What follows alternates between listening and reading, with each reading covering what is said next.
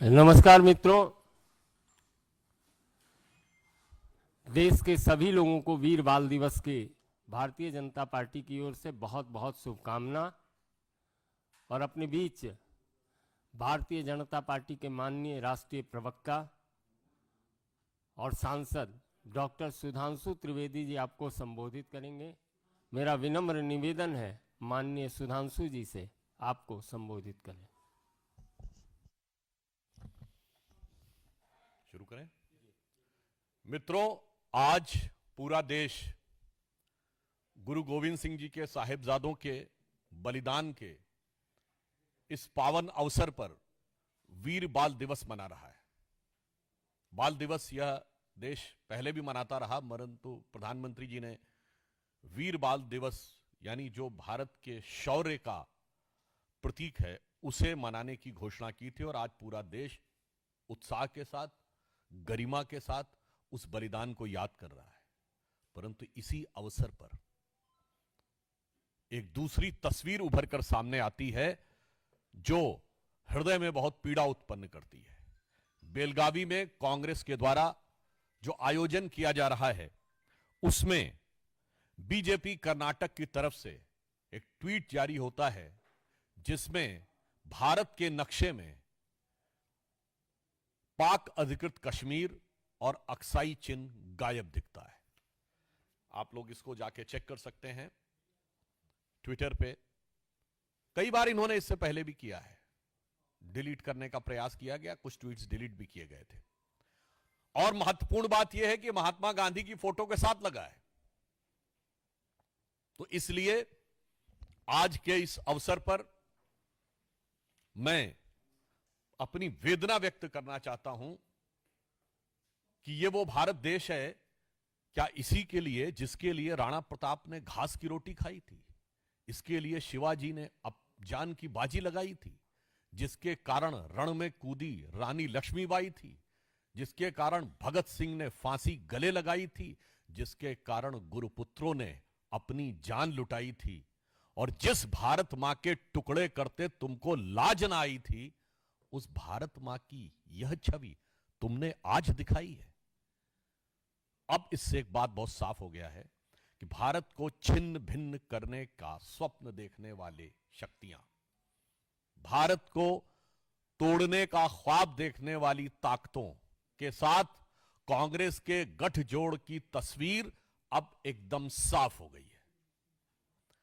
भारत को छिन्न भिन्न करने वाली शक्तियों के साथ कांग्रेस की दुरभिसंधि का चित्र इस मानचित्र के साथ बिल्कुल साफ हो गया है। और यह बात हम केवल किसी एक आधार पर नहीं कह रहे हैं। कांग्रेस ने निरंतर इससे पूर्व भी भारत के नक्शे के साथ इसी प्रकार की छेड़छाड़ की है। 24 अक्टूबर 2024 को कांग्रेस की सबसे बड़ी सहयोगी दक्षिण भारत में डीएमके ने अपने ट्वीट में, आप देखिए पुनः एक बार, पाक अधिकृत कश्मीर और अक्साई चिन्ह गायब है।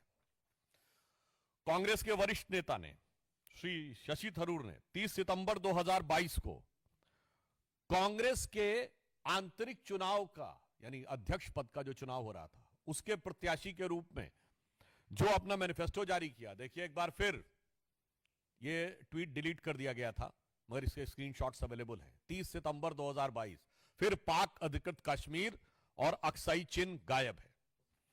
राहुल गांधी जी ने 12 फरवरी 2020 को ट्वीट किया, कोरोना के समय जब कोरोना शुरुआत हो रही थी, एक बार फिर उसमें पाक अधिकृत कश्मीर और अक्साई चिन्ह गायब था।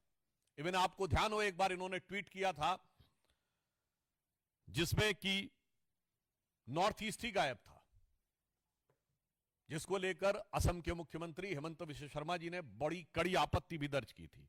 फिर आप देखिए शशि थरूर जी का 21 दिसंबर 2019 एक बार फिर इसमें पाक अधिकृत कश्मीर और अक्साई चिन्ह गायब है। अब हम कांग्रेस पार्टी से बहुत सीधा और साफ सवाल पूछना चाहते हैं कि आज जो आपने एक्स पर पोस्ट किया है और पिछले समय में जब ये ट्विटर था तो जो आपने ट्विटर पर ट्वीट किए थे उन सब में पिछले कई सालों से एक नहीं कई बार, इवन कांग्रेस की वुमेन्स विंग द्वारा भी एक बार ट्वीट किया गया था उस समय, उसमें भी यही स्थिति थी। लगातार भारत के अलग अलग हिस्सों को काट कर क्यों दिखाया जा रहा है? यह सिर्फ संयोग है या किसी व्यवस्थित भारत विरोधी प्रयोग का हिस्सा है? हम सीधे कांग्रेस से पूछना चाहते हैं कि यह लगातार भारत के हिस्सों को काट कर दिखाना, यह किसके इशारे पर हो रहा है? क्या कोई सोरस सीक्रेट सर्विस से सिग्नल आ रहा है, या फिर कोई आपको लगातार अन्य भारत विरोधी शक्ति, जिनसे कि आप अक्सर सुरताल मिलाते हैं, वो 7 समंदर पार से आपको कोई संकेत दे रही हैं? क्योंकि यहां पर विषय एक बार का नहीं है, यह विषय बारंबार का है और सिर्फ मानचित्रों का नहीं है। आप उन लोगों के साथ खड़े हैं, याद करिए सीए के आंदोलन के समय उन लोगों का समर्थन किया था जिन्होंने कहा था और कुछ ना कर पाए तो कम से कम चिकन नेक काट के नॉर्थ ईस्ट अलग कर देना चाहिए। सीए के आंदोलन में चिकन नेक काट के नॉर्थ ईस्ट अलग कर देना चाहिए का क्या लेना देना था? कांग्रेस उनके साथ खड़ी थी। भारत तेरे टुकड़े होंगे नारे लगाने वालों के साथ खड़ी थी। तो आज हम कांग्रेस से बहुत साफ साफ पूछना चाहते हैं कि आप किन शक्तियों के आधार पर यह कर रहे हैं, और इसके साथ हम इसलिए भी पूछना चाहते हैं कि अब कांग्रेस टेक्निकली मुख्य विपक्षी दल है, मान्यता प्राप्त, क्योंकि पिछले 2 लोकसभाओं में तो उनके पास संवैधानिक दृष्टि से मुख्य विपक्षी दल की संख्या नहीं थी। तो जो कोई भी सांसद शपथ लेता है, आप सबने देखा होगा क्या कहा जाता है, मैं भारत की एकता और अखंडता को अक्षुण्ण रखूंगा। तो कांग्रेस पार्टी और उसके नेता प्रतिपक्ष संविधान की शपथ का उल्लंघन कर रहे हैं कि नहीं? इसलिए कांग्रेस का राष्ट्र विरोधी चेहरा, और मैं यह भी कहना चाहूंगा कि इससे पहले भी ये देश को टुकड़ों में बांटकर राज कर चुके हैं, सियासत कर चुके हैं, और इसके बाद भी आपने देखा है कि आज भी प्रांत में तोड़ना हो या वर्ग में तोड़ना हो या जातियों में तोड़ना हो, उसके लिए निरंतर लगे हैं। और यह बात मैं ऐसे नहीं कह रहा हूं, कांग्रेस के इसी कर्नाटक में जहां उनका कार्यक्रम चल रहा है, वित्त मंत्री डीके सुरेश जी का बयान याद है जब उन्होंने कहा कि साउथ इंडिया टैक्स ज्यादा दे रहा है, तो पत्रकार ने उनसे पूछा तो क्या आप अलग होने के बारे में सोचेंगे? उन्होंने कहा हां, हम अलग होने के बारे में भी सोच सकते हैं। यह कांग्रेस सरकार के वित्त मंत्री का दिया गया बयान है। सैफुद्दीन सोज जम्मू कश्मीर कांग्रेस के अध्यक्ष रहे, जिन्होंने कहा कश्मीर को भारत से अलग हो जाना चाहिए, अपनी किताब में लिखा है। ये जम्मू कश्मीर कांग्रेस के अध्यक्ष रहे हैं। राहुल गांधी जी की भारत जोड़ो यात्रा में तमिलनाडु में वो एक ऐसे पादरी जॉर्ज पुनिया को साथ में लेते हैं जो कहता है कि मेरी दृष्टि में भारत की धरती इतनी अपवित्र है कि मैं इसलिए जूते पहनता हूं कि उसके ऊपर मेरा हाथ टच ना हो जाए। इसलिए पूछना चाहता हूं, जब बेलगावी में आप एकत्र हैं तो क्या आपके बीच में कोई मंथन हुआ है कि भारत को किस प्रकार से छिन्न भिन्न करना है? यह उसी की अभिव्यक्ति हुई है? या मैं पूछना चाहता हूं कि ये कांग्रेस का कोई प्रस्ताव ऐसा विचाराधीन चल रहा है, या उनकी हाईकमान ने कोई कमेटी गठित की है जो निरंतर इस प्रकार के भारत विरोधी बातें और भारत के अंदर एक दूसरे से लड़ाने का प्रयास? याद करिए तमिलनाडु के मंत्री ने क्या बोला था बिहार वालों के लिए। तेलंगाना में कांग्रेस की सरकार है, वहां के मंत्री और मुख्यमंत्री क्या बोल चुके हैं उत्तर भारत और विशेषकर बिहार वालों के लिए? यह क्या है? एक दूसरे के प्रति नफरत। इसलिए यहां से कांग्रेस की मानसिकता साफ हो जाती है कि इनको देश के टुकड़े करके भी, समाज के टुकड़े करके भी, संस्कृति को अपमानित करके भी, वर्ग प्रांत और भाषा के ऊपर लड़ाकर भी येन केन प्रकारेण सत्ता प्राप्त करनी है। और अब ये जो निरंतर नक्शे दिखाए हैं, इससे कांग्रेस की का नक्शा कदम क्या है ये बहुत साफ हो गया है। परंतु हम अंत में यह आश्वस्त करना चाहते हैं कि प्रधानमंत्री श्री नरेंद्र मोदी जी के नेतृत्व में ऐसी सभी शक्तियों के को लेकर सरकार सजग है और हमें पूर्ण विश्वास है कि जितनी सरकार सजग है उतनी ही इस देश की जनता भी सजग है, सतर्क है और एक पैनी नजर इन ताकतों पर रखे हुए है और इनके मंसूबे कभी कामयाब नहीं होंगे। तो मैं इस पंक्ति के साथ समाप्त करता हूं कि जाति, प्रांत और वर्ग भेद के भय को दूर भगाता है, भ्रम को दूर भगाता है। आज जो कांग्रेस प्रयास कर रही है भ्रम फैलाने का, जाति, प्रांत और वर्ग भेद के भ्रम को दूर भगाता है। सबके मन का भाव एक है, सबकी भारत माता है। अनेकता में ऐक्य मंत्र को जन जन फिर अपनाता है और देखो प्यारा देश हमारा आगे बढ़ता जाता है और कोई भी विरोधी शक्तियां, प्रतिगामी शक्तियां भारत के इस विकास को, भारत की शक्ति को रोकने में सफल नहीं होंगी। यह प्रधानमंत्री श्री नरेंद्र मोदी जी के नेतृत्व में भाजपा और एनडीए सरकार का संकल्प है। ठाकुर रविंद्र सिंह, जी न्यूज। टीआरएस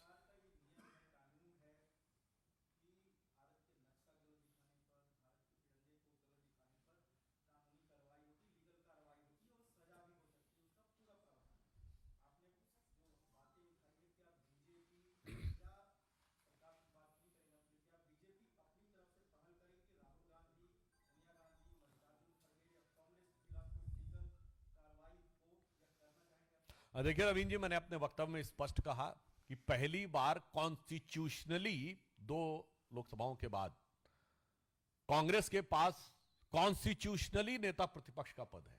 तो इस समय वो कॉन्स्टिट्यूशनल ऑब्लिगेशन से बंधे हुए हैं, वो संवैधानिक दायित्व से बंधे हैं। इसीलिए हमने उनसे सीधा सवाल पूछा है कि आपने किस आधार पर, किस प्रस्ताव पर, किसके इशारे पर यह किया है।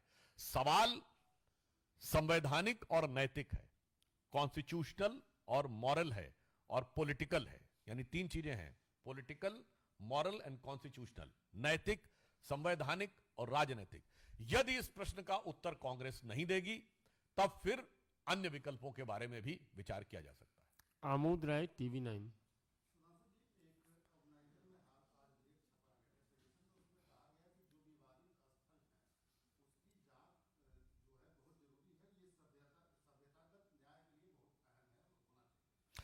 देखिए, इस विषय के ऊपर सर्वोच्च न्यायालय ने अपना मंतव्य दे दिया है, तो मुझे लगता है कि उसके बारे में अंतिम निर्णय आने तक प्रतीक्षा करनी चाहिए। और जहां तक सभ्यतागत अन्याय का विषय है, तो ये इस विषय के ऊपर एक सौहार्द बना रहे, ये सामाजिक दायित्व भी है। इसलिए सभ्यतागत अन्याय का के ऊपर गर्व करने की भावना से भी बचना चाहिए। कमलेश सिंह जी।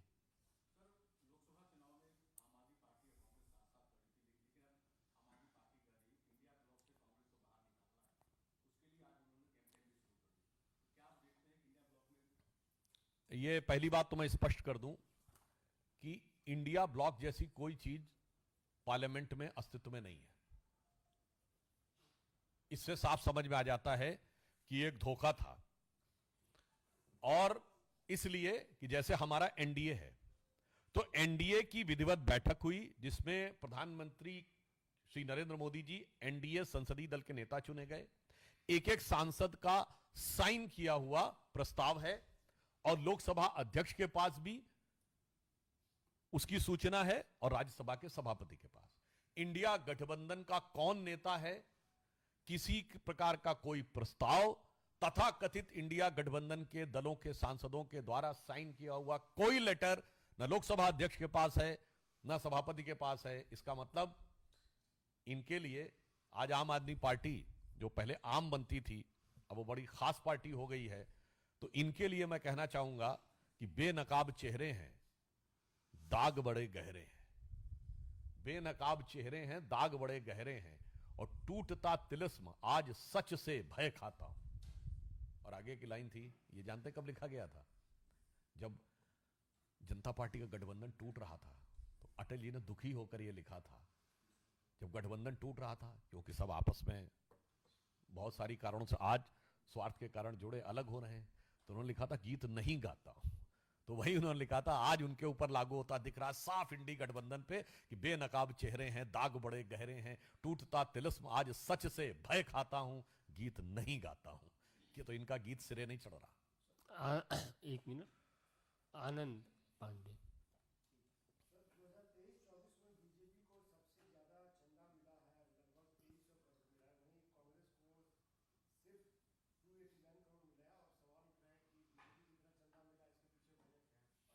देखिए, पहले तो आप जो सूचना है इसका किस आधार के ऊपर स्रोत है, और अब तो इलेक्टोरल बॉन्ड के जजमेंट के बाद सारी चीजें ओपन पब्लिक डोमेन में है।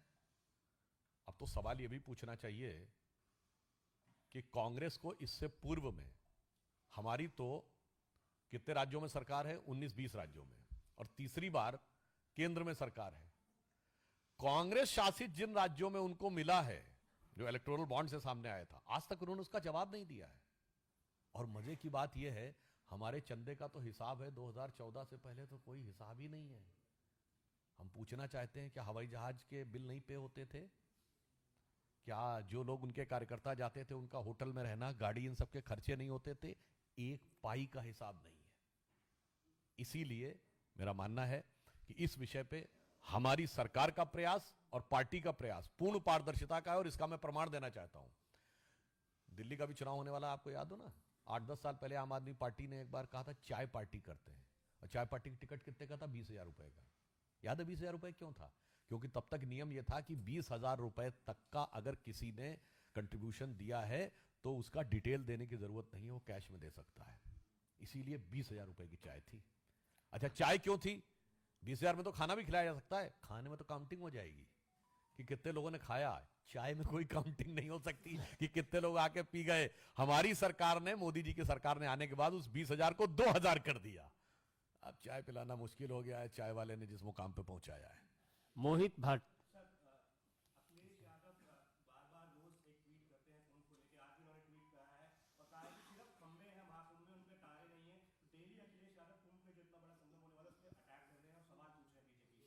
देखिए, कुंभ भारतीय संस्कृति का ही नहीं, विश्व का सबसे बड़ा आयोजन है। दुनिया में कोई ऐसा आयोजन नहीं है। मौनी अमावस्या को एक अनुमान के अनुसार 4 करोड़ से 4.5 करोड़ लोग आ सकते हैं। दुनिया में कोई ऐसा एग्जाम्पल नहीं है जहां एक दिन में इतने लोग आए without any invitation, without any persuasion, without any advertisement. तो यह भारत की नैसर्गिक शक्ति का प्रतीक है। मगर क्या बताएं, जिन्होंने टोपी कोई दूसरी पहन रखी हो, जिनके ऊपर लाल रंग का प्रभाव कुछ ज्यादा हो, वो भारत के वास्तविक स्वरूप को नहीं दे सकते। और मैं पुनः एक बात और कह देता हूं, अखिलेश यादव जी पढ़े लिखे हैं, वो एक बार जाके इस बात को पुनः चेक कर लें। हमारा कुंभ का मेला 12 वर्ष में एक बार होता है, जुपिटर की साइकिल पे। 200-300 साल पहले किसी को जुपिटर की साइकिल नहीं पता थी। तो प्रयाग का कुंभ तब होता है जब बृहस्पति वृष राशि में होते हैं, चंद्रमा भी वृष राशि में होते हैं, और सूर्य मकर में होते हैं। सेलेस्टियल क्लॉक से होने वाले दुनिया के सबसे बड़े आयोजन में जो कोई व्यक्ति गलती देखना चाहे, तो मुझे लगता है उसकी दृष्टि का दोष है, और उसे दृष्टि दोष के निवारण के लिए कुछ पूजा पाठ अनुष्ठान कराना चाहिए।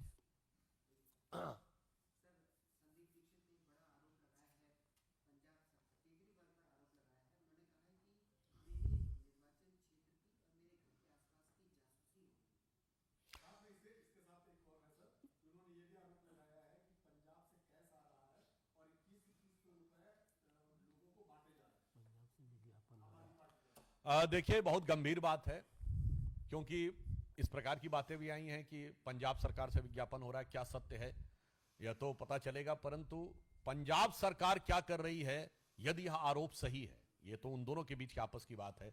यदि उस पर जासूसी का आरोप है, और वास्तविकता यह कि पंजाब में जब से आम आदमी पार्टी की सरकार आई है, तब से कानून व्यवस्था वहां ध्वस्त हो गई है। सिद्धू मूसेवाला के मर्डर से लेके अभी पवित्र स्वर्ण मंदिर के गेट के ऊपर पूर्व उप मुख्यमंत्री सुखबीर सिंह बादल के ऊपर जिस ढंग से अटैक हुआ, मुझे लगता है कि आम आदमी पार्टी का ये नेचुरल कैरेक्टर बन गया है कि सरकार चलाने के अलावा वो सब काम करते हैं। और जो योजना की आपने बात कही, एक महत्वपूर्ण बात कहना चाहूंगा कि वैसे तो सारे वादे ये झूठे ही करते हैं। आज तक एक भी वादा सही नहीं निकला। और वो जो पुराना गीत था, शायद दिल्ली की जनता वो कह रही है ना, वादे पे तेरे मारा गया बंदा मैं सीधा साधा। मगर जो ये तथाकथित योजना, इसमें आपने एक बात देखी कैसे संगति का दोष आ जाता है। इस पे लिखा हुआ केजरीवाल कवच, जाने आपको, देखा आपने केजरीवाल कवच लिखा। केजरीवाल जी क्या है आज की डेट में सरकार में? न वो मुख्यमंत्री हैं, न वो मंत्री हैं, न संसदीय विधायक दल के नेता हैं, चीफ विप तक नहीं है। तो सरकारी योजना यदि आप कहने का प्रयास कर रहे हैं तो उसमें गैर सरकारी व्यक्ति का नाम कैसे हो सकता है? और जब यह कहा जाता है कि ऐसी कोई सरकारी योजना नहीं है तो इसका मतलब आज विज्ञापन भी झूठा साबित हो गया। या ये वही संगति का प्रभाव है कि मनमोहन सिंह जी सरकार चलाते थे और फोटोवा पे बड़ी बड़ी फोटो सोनिया गांधी जी की होती थी। देखिए, इसे कहते हैं कि नई राजनीति का दावा करने वाले केजरीवाल जी, शायद कांग्रेस वाले उनसे कह रहे होंगे कि रफ्ता रफ्ता वो मेरी हस्ती का साया हो गए।